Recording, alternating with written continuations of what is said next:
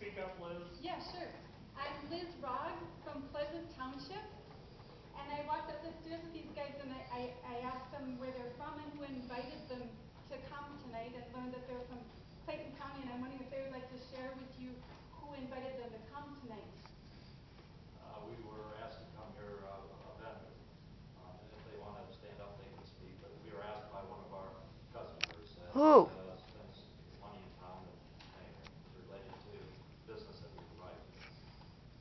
And that was Olson Explosives. They do business with Olson Yes, we Explosives. do business with both. Thank you. Yes, the comments should be directed toward us, not asking questions. Oh, I'm sorry. Yes. Could Barbara Mossman, I live here in Decorah, local real estate broker. Can the P&Z address a question of the figures that they were discussing as far as their salaries and how they spend their money and how much money that they contribute to the church? How long have they been able to do that? Iowa currently has no standard at all. That means that potentially, if silica is coming off of these mines, there's nothing really to tell them. There's no ambient air standard. They do not have to follow, any good practices. They do not have to monitor the air around their mines. And some of the claims by the representatives, I can't remember if it was to the Board of Supervisors or the Planning and Zoning Commission, but some of the more local businesses, one of them said that the silica sand is not a problem because the lungs can clear it. And in the letter that Dr. Fyerson submitted to the Board of Supervisors, he says, anyone that says that the material inhaled is flushed out of their body is not correct when we are talking about these fine particles. Now, I have no doubt that these men from local mining industry or the explosive industry know a lot about their industry, but they are certainly not doctors. And this doctor sees significant health risks associated with silicon sand mines. And in the PowerPoint presentation that was submitted to you, that I hope you had time to study, Dr. Fyerson talks about an unpublished study from the University of Wisconsin-Eau Claire that talks about I believe it is 6 mines where they installed ambient air monitors, and there were times when the level of silica exceeded the limits of all 6 states that have standards. So,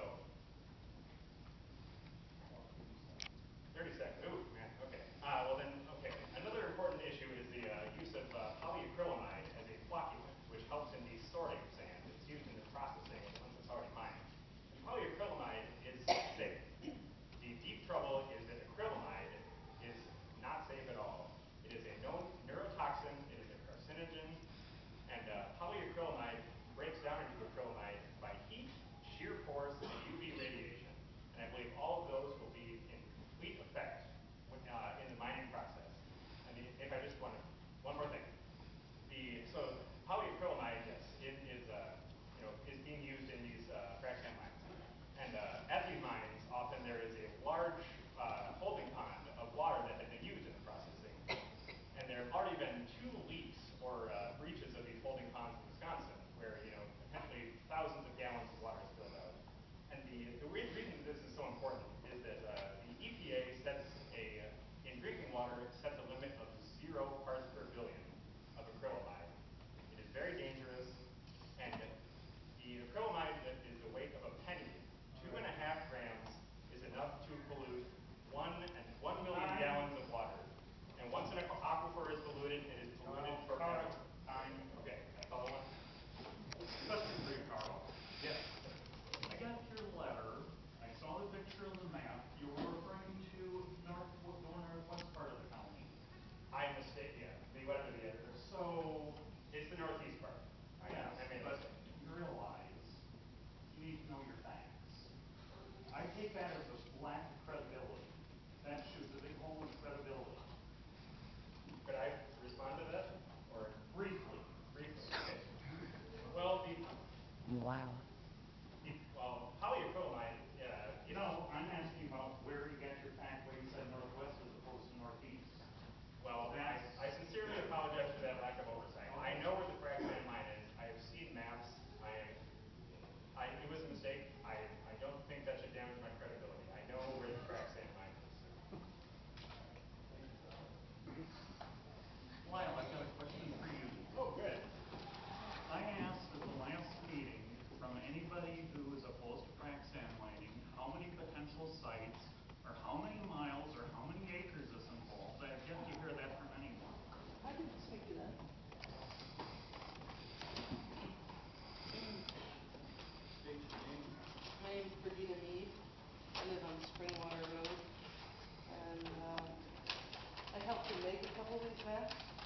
from the Iowa Geological Survey.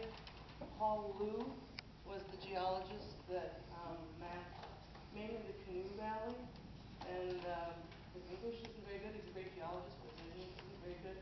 So I helped him with talking to landowners. And so this is actually another map, but they're very similar. It shows the outcrops of St. Peter sandstone, and all the little X's show the places where you can actually see it from the road. Sometimes we walk back into the land with the owner's permission, so we could put these little X's on the map. And I think that we have a map shared with you that shows the northern part of the county is where this potential silt sand occurs. And I know this because I live at ground zero for where this will occur, should it be allowed.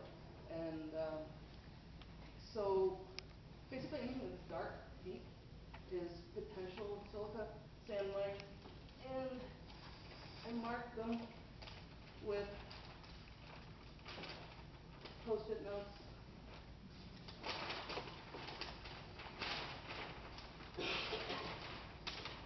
No, I got one more.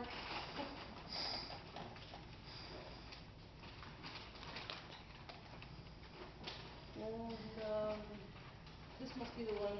Yeah, sorry. This one has Northland School over about here, and this is the North Canoe Valley, and this is the one that comes from the west. And so all these places are really close to the road, and it would be easy to get to. And we've got, of course, 2 sand mines already that are taking advantage of this right in this area here.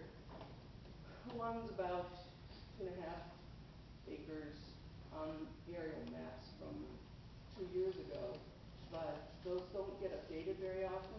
And when you drive by, you can see that in the last 2 years, they've at least doubled in size just from looking at the road. I mean, they do a good job of having a screen on the road, and I appreciate that as a person who drives those roads quite a bit.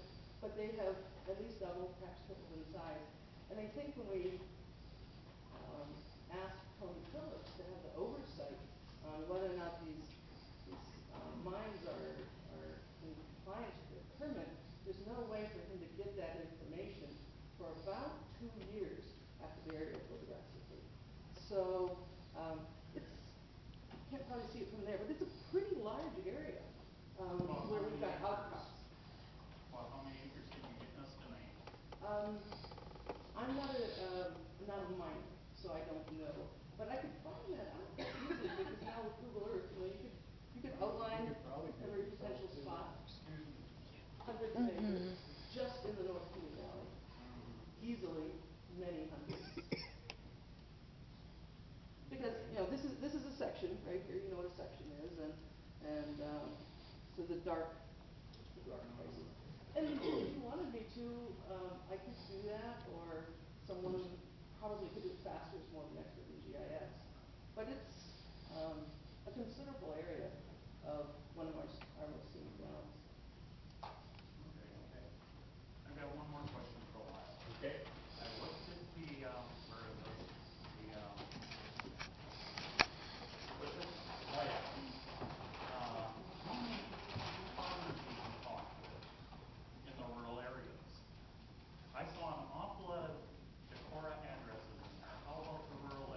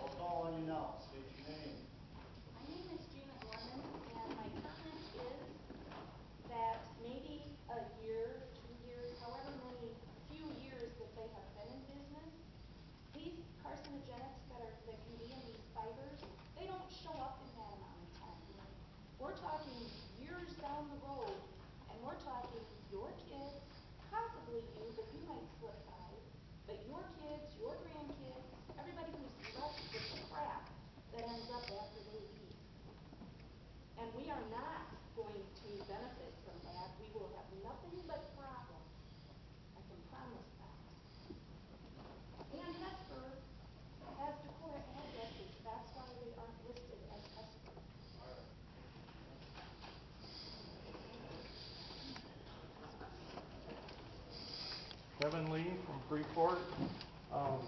My experience is that I've served on County Preservation Commission, the County Pioneer Cemetery Commission for quite a number of years. I'm not presently on either board, but I wrote the State Office of Archaeology on issues regarding the frac sand mining and problems that could occur with those situations, and they responded with a letter that I would like to transmit to you. I think you may have a copy of it.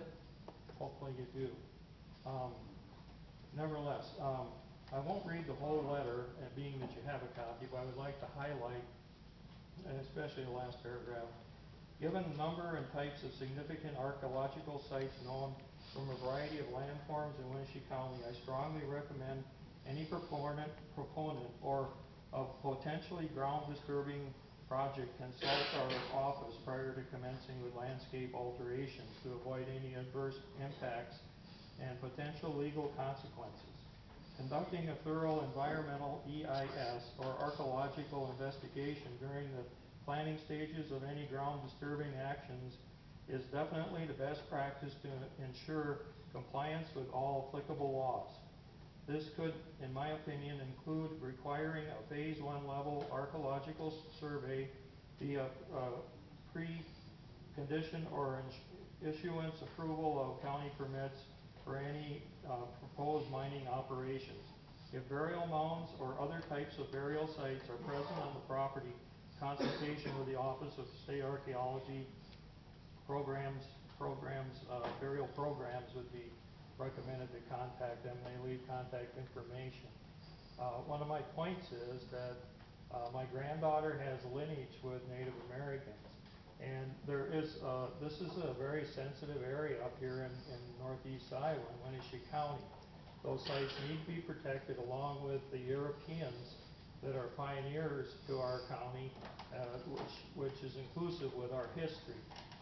We're losing many infrastructure development and encroachment upon losing some of the historic bridges and historic sites, and the multiplication of many groundbreaking processes that go along with accelerated sand mining could be very detrimental to the history of Winneshiek County. One other little point, being I have 3 minutes, I think, is that when I've been working with, I'm a stonemason, and I've cut stone, I've cut concrete, I've cut all sorts of aggregates. I understand aggregates.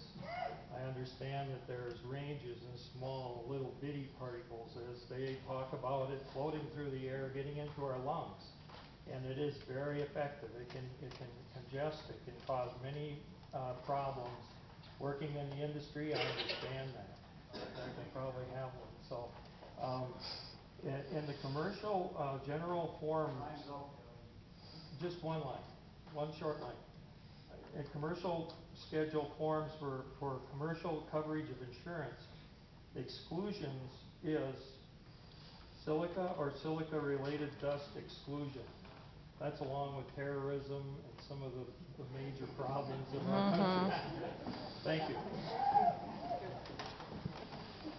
Hi, my name is Jim McIntosh. I live at 607 South Mill Street. And the conversation here tonight, I think, goes far beyond what the real question is. None of us here have the power to either outlaw or to enhance mining. The question very simply is this: can anyone here rationally oppose giving us the opportunity to take our time and do this right? That's the question we're here to answer.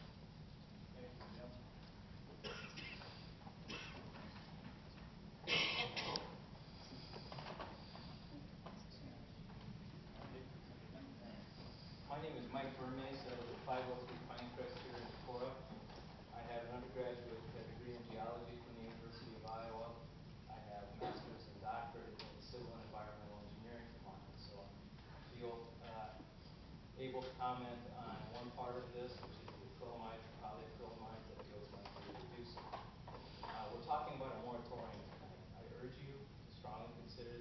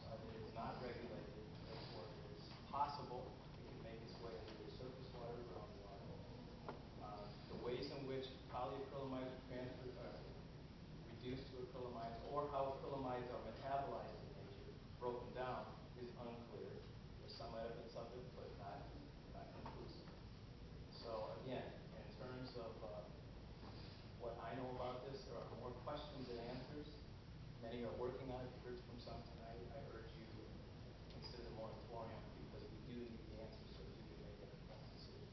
Thank you. One question, if I could. I apologize, I did not have time to submit anything in writing to you tonight. Will you accept any documentation after the public meeting tonight? Probably. Yeah, there was a deadline. Okay. For the meeting. I imagine the board of supervisors are gonna have some type of hearing. Okay. Thank you. Come back to me. My name's Jim Tripp. I live at 403 Iowa Avenue, and I read in the Des Moines Register that. I'm sorry, sir. Speak up. Okay, yeah. State your My name name's again. Jim Tripp. I live at 403 Iowa Avenue. I read in the Des Moines Register that Iowa's outdoor recreation industry produces $3.1 billion a year. Winneshiek County is one of the top 3 recipients of those dollars out of the 99 counties in Iowa. There's a lot of people in this county who benefit from that money and survive on it. I hope that you guys will take that time, that 24 months, to really find out if it's going to negatively affect the tourism industry, which has been here and is thriving right now. Thank you. John Roadcamp. Much of the last 20 years of my working, I've been working with water quality in 9 northeast Iowa counties for Iowa State University Extension, and more recently doing some consulting in watersheds in Minnesota and Wisconsin. But I go clear back to my very first days in water quality when the Groundwater Protection Act was brought into existence in Iowa, and the study of the relationship of sinkholes to groundwater, to surface water, very important study. We have a relationship there that we need to be concerned about. The St. Peter Sandstone aquifer is one that feeds water for municipal wells in much of Iowa. The wells here in Decorah go into the St. Peter. At Waverly, the wells there 700 feet deep into St. Peter, 2,000 feet deep in the city of Ankeny. And the aquifers tend to flow from northeast to southwest. Referring to the Minnesota Environmental Quality Board study, and that's quite an extensive study, you've got a copy of it. Some of the highlights: EPA has just begun the process of determining drinking water standards for sand mining contaminants. Acrylamides have been covered quite extensively. It's covered in this report also. Groundwater near silica sand mining in Minnesota has become quite acidic, and that is a concern that they're studying in Minnesota. Waste sand from sand mining is oftentimes brought back to the site of the mine, and that waste sand, after being exposed to chemicals, can potentially leach into the groundwater aquifer. The washing process of the sand, some washing processes do not require a lot of water, others do. And we need to be concerned about the effects on wells and on neighboring properties, how that affects those people. Quarries can alter groundwater flow paths that can affect cold water trout streams and or wetlands. And we need to be very concerned about what we do on the surface in our sinkhole-prone region of the state. 30 seconds. I urge that you take opportunity for a 24-month moratorium on silica sand operations and evaluate the options and alternatives outlined in the Minnesota Environmental Quality Board, because the area there is much like ours. My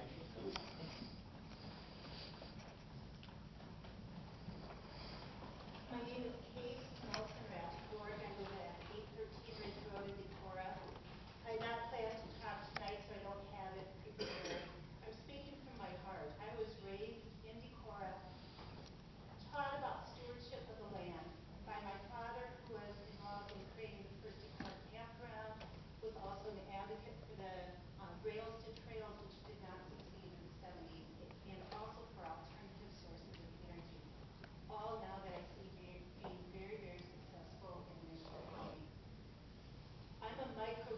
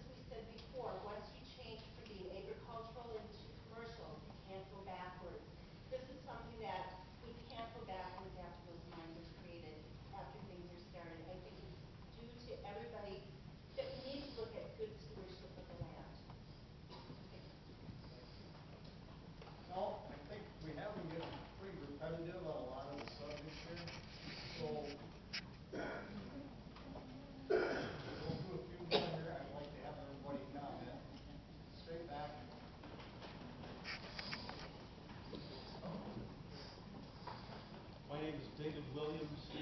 I'm a lawyer. I live and work north of you in Fillmore County. I live north of Maple Farm. 5 of your neighboring counties in Minnesota have adopted moratoria on silica sand mining. They saw what was going on in Wisconsin. They were scared to death. And we're talking conservative county leaders. We call them commissioners in Minnesota. These county leaders were frightened